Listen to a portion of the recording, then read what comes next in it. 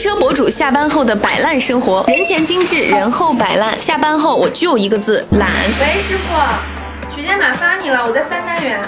好，谢谢。能动嘴就绝不动手，就连水果我都只买切好的。都说啊，我们90后没福硬享，还真是。